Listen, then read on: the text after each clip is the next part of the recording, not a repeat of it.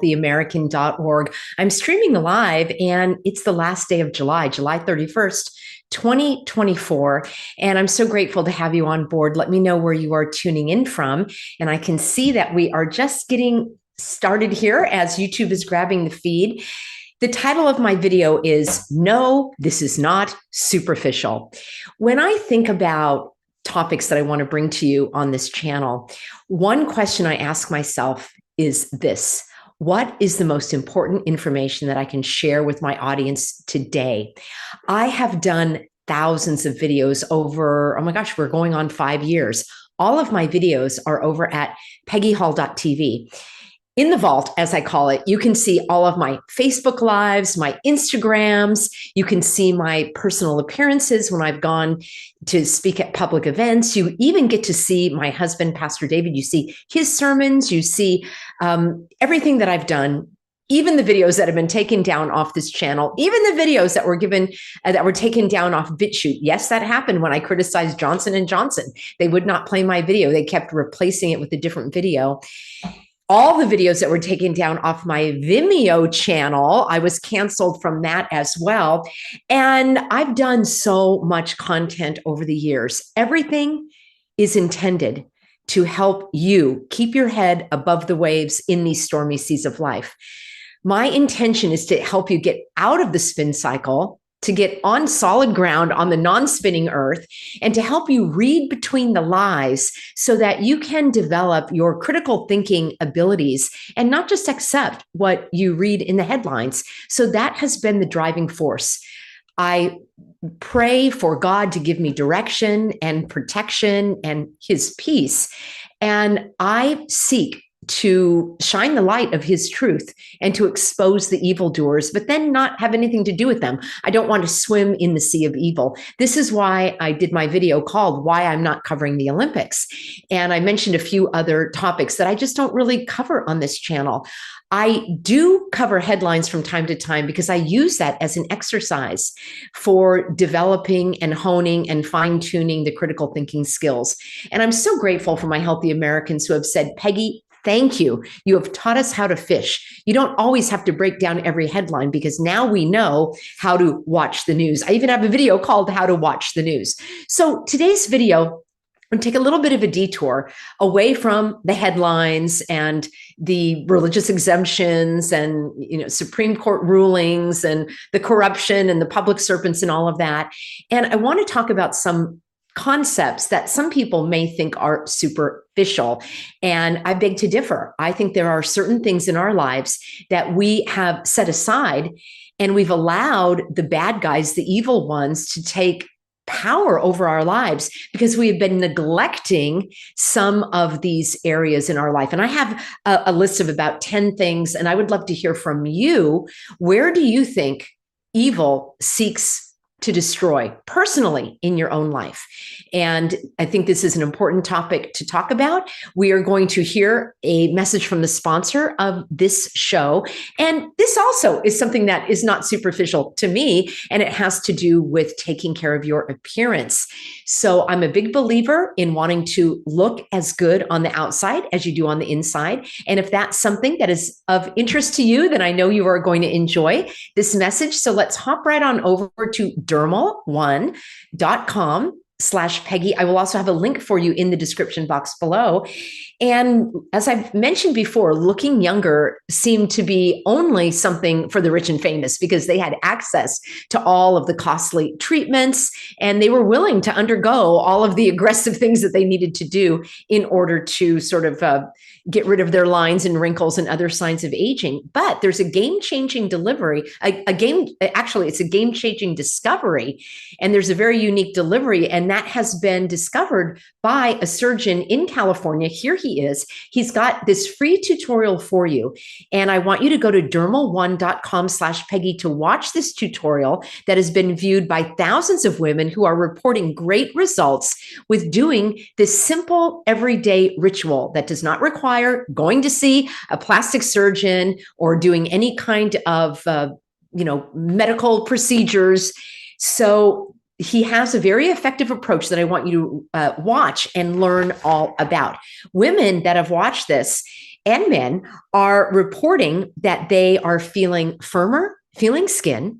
They are experiencing fewer visible wrinkles. And some women have reported thicker looking hair and increased energy as well.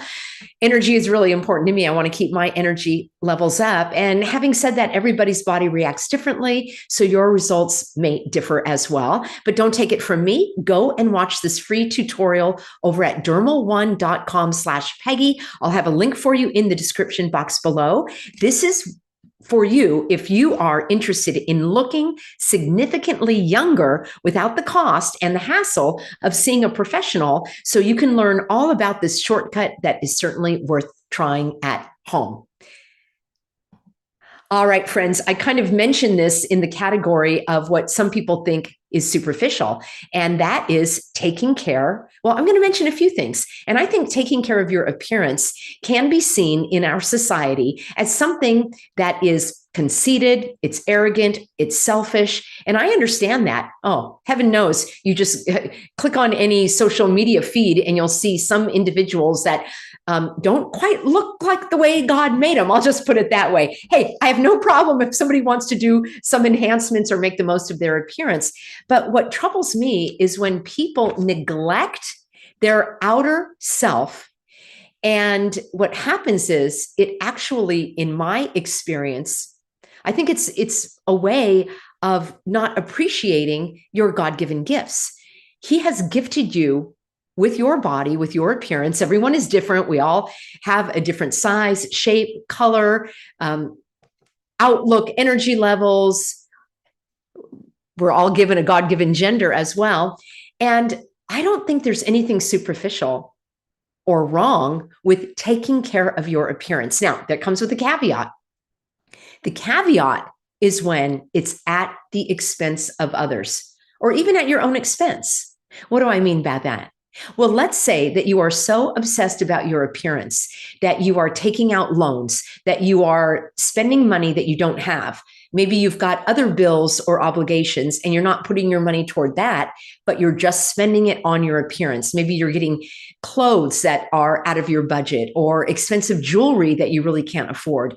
Now you've gone overboard into the category of it's at your own expense. Either, costly the expense, or at your time, your energy, your resources, or if it is taking away from others or what you could be doing for them.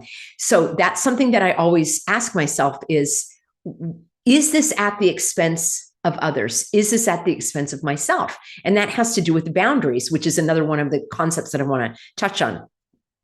I made a whole list here. So I think focusing, and maybe not focusing, but giving your physical self the attention that you need is not selfish if you're doing it within practical boundaries. So that also means taking time for exercise. Let me know in a comment. Do you like to exercise? What kinds of things do you like to do? I love to swim. I love to walk. My former dog, hopefully God will bless me with another one. I love to walk. I love to swim. I like to ride my bike. So I like to be active. And that is another way of taking care of this precious temple that God has gifted me with. So the exercise. Also, what am I allowing in? I touched on this the other day when I said I don't want to even cover the Olympic opening ceremony. I know it's already abhorrent. I don't need to actually expose myself to that. So I like to take care of my physical self. So my appearance, my physical activity, but also what am I allowing in? I like to have something that I call compassionate boundaries, meaning there are certain things that I just don't let through the gate. And this also happens with people when they're having conversations. And I've asked myself why this is, and I think I have the answer. When I've found myself, not with everyone, but from time to time, I've found myself in conversations where it will come up that I've lost the recent losses I've had with my animals, or maybe prior losses with a loved one, or other kinds of hardships. And what happens sometimes is people want to do like a one up. They want to tell you a more horrendous story of even more suffering and more trauma and more tragedy and maybe even other things that I do not want to be exposed to. So what do I do when I'm in a conversation? It's not like I can turn off the TV or just not read that book or listen to that music or something. So what I actually do is I literally say, oh, I can't hear that. I can't hear that. I put my hands to my ears. I tell them, oh, I really can't hear that. Most of the time, it catches them by the surprise and they'll say, oh, I didn't realize that. And if they don't do that, I will get up. No one's making me sit in that conversation. I will get up and I will leave. So I have a compassionate boundary and I do not allow these horrible stories and images in. I just do not. There's nothing I personally can do about a tragedy or horrible whatever happened to somebody else. And I literally am, I'm kind of fragile and vulnerable in that way. I'm just like, I'm full. Okay. I can't take in anymore the thousands of stories that I've heard over these last few years. And I'm talking about thousands, hundreds of thousands, probably when I think about it, with all of the comments and all of the emails, the number of people that sought out my help, the horrible things that I heard that they were going through with their jobs, with their families, with their loved ones, people reaching out to me for help. And they were dealing with a life-shattering episode. And I was dealing with thousands of their life-shattering episodes. And I'm kind of like all full right now. So compassionate boundaries as to what you let in, what you listen to, what you read, what you talk about, and what other people are talking about. I just don't do it. And I don't listen to gossip. If somebody wants to gossip, I say, I really don't like to talk about anybody unless they're here. If it's a gossiping thing. I mean, if someone says, oh, so-and-so got a beautiful new puppy, it's like, oh, that's so nice. But if somebody's gossiping about someone, I do not participate, and I will call them on it. And I'll say things such as, that doesn't sound very cordial or kind, or I just don't participate in that. The other thing is I don't do the third party. I don't do the he said, she said. Oh, so-and-so said that you should whatever. Well, they can tell me directly. So that's another compassionate boundary. I don't even engage. If anybody sends me an email saying what they heard somebody else say about, like, I don't even reply. So that's another thing about how I protect myself. And it's not superficial. These things are very, very important. So another thing that some people might think is superficial, well, in those scenarios I just gave you, people might think that I'm being rude. And that's okay if they think I'm rude. I have no way to control what they think of me or how they interpret my actions, but I know my intentions and I know why I do that. Now, another thing that some people might think is superficial, but I place a high value on, is taking care of my surroundings. And I do this in such a way that I feel comfortable and I feel that I can bring you my best. So I endeavor to have a nice environment, and it doesn't need to cost money. You can rearrange a few things in your home. You can spend time doing some deep cleaning. There are ways of making your surroundings comfortable so that you feel supported and at ease, so that you're not feeling overwhelmed by clutter. Let me know in a comment if clutter is something that you deal with. Years ago, I taught a course called Simplify and Declutter. I would love to do that again. And we go through it step by step, and I have different exercises, and it's so empowering. We take before and after pictures of the projects that we're working on. And over the period of 4 weeks, people make a lot of progress. And it's not just having beautiful surroundings, although I love beauty. God created beauty. I want to revel in his beauty. So I don't think that's superficial, but it's also just kind of practical. Like if I can't find things because, trust me, I backslide from time to time. If I can't find things because they're all in piles, or I put stuff away and it wasn't in its correct home, that's very stressful for me. It's like an energy drain, just like hearing people gossip or being exposed to topics that I don't want to be exposed to. Those are energy drains. And why in the world would we subject ourselves to that? So some people may think spending time in your surroundings is superficial. Spending time on your appearance is superficial. And I don't think so. These are gifts from God, and in terms of our time, our energy, our effort. And I want to honor him by presenting myself the best I can in my appearance and in my surroundings. And the other thing I was mentioning, exercise to keep myself de-stressed. I don't really do it for weight loss per se, but it just feels good to move my body. And then I do seek to nourish myself with healthy foods. Now, I'll give you my 5-word diet. People have been asking me because for many years, well, and I still do work in health and wellness, but that was really at the forefront of what I taught, was breaking free from emotional eating and stress eating. And again, I've been doing some emotional eating over these last couple of months with my losses, and darn it, it doesn't work. I wish it did. I wish eating the junk food actually made me feel better, but it doesn't. So what I strive to do is this simple, it's not even a diet, it's just a simple 5-word approach to eating. Again, some people might think this is superficial, but I like to take care with what I'm allowing in. I'm certainly not perfect. I'm probably like maybe 70-30 on my ratio, but here's what it is. Eat lightly of nourishing foods. 5 words. Eat lightly of nourishing foods. That's what I strive to do. I don't like to feel stuffed. It weighs me down. And I like to feel light. I like to feel energized. And when I'm eating something, there's nothing wrong with any food, but you need to determine for yourself, is this going to give me energy or deplete my energy? Is this going to be nourishing? And sometimes a cookie, a homemade slice of cake, or I don't know, a slice of whatever maybe you want a hamburger or something. If you feel that you're going to be nourished by that, go for it. Only you can determine that. So that's my 5-word diet. All right. So I talked about sleep. Oh, no, I didn't talk about sleep. That's number 1 for me, actually, is getting a good night's sleep. Again, people may say, hey, I only go to sleep when I'm tired, or I've got so much work to do, I can't go to sleep, or I'll sleep when I'm dead. I know, because I used to say all of those things. This is an area where I'm still growing and I'm still improving. And I will tell you that it's amazing when I get to bed, like by 11 p.m. It's absolutely life-changing.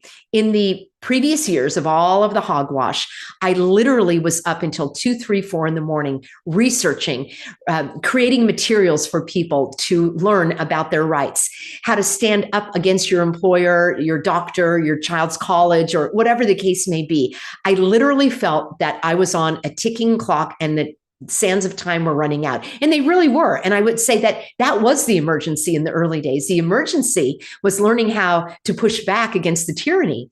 But what happened is I was getting 3, 4 hours of sleep a night.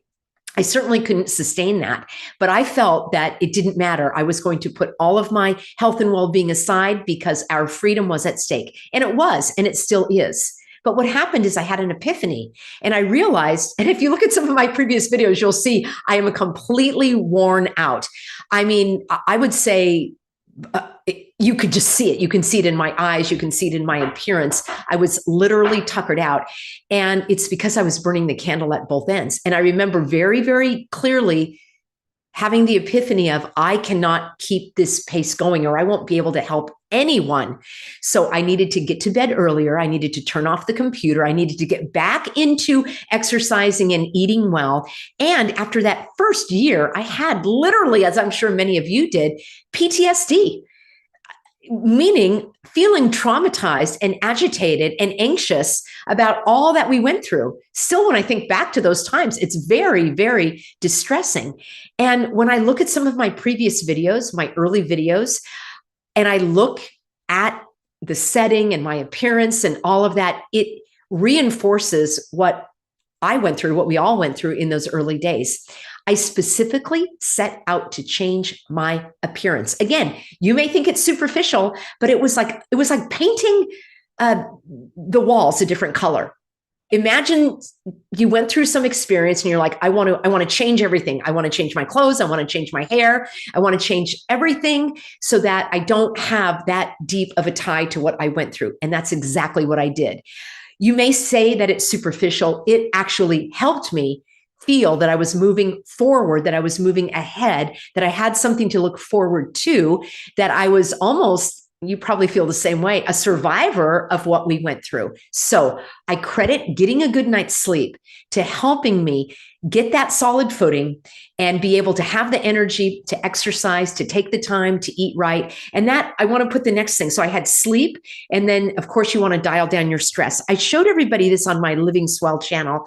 Make sure you're subscribed there, Living Swell with Peggy Hall. It's my other channel on YouTube. And I do a video every Monday about health and wellness. And so it's much more lighthearted, although we do talk about loss and grief and dealing with difficult people and all that stuff. But what I shared are these homeopathic drops. And this is not medical advice, but my lovely Healthy Americans told me about this Ignatia Amara.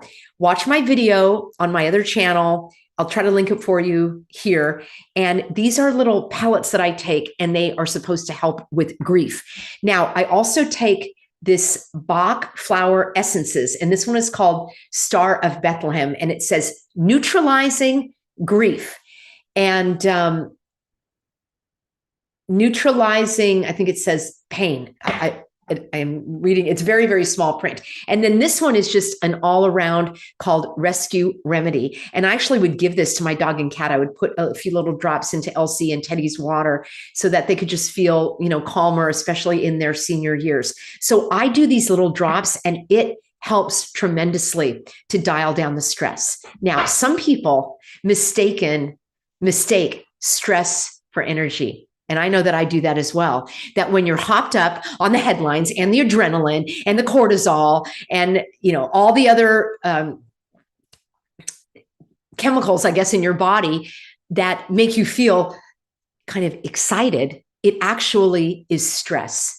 It's stress masquerading as energy. And that's why I think some people are addicted to the headlines, because they need that hit of adrenaline. And I'm just not going to do that. I want the opposite. I want calm, sustained energy. Later this month, we're going to have Dr. Fong back on. He's been a guest on the show before. It is a sponsor, and I really like their products. And he has shared with us a sleep spray that has helped me tremendously get a good night's sleep. So I'll share that with you again. Probably a couple of weeks from now, I'll have that interview. And it's so important because when you get a good night's sleep, the stress levels dial down and you have more energy to go about your day. That leads me to a couple more here. So we talked about your surroundings, your appearance, your sleep, dialing down the stress. I think we talked about boundaries. You need to just enjoy your life. You need to enjoy yourself.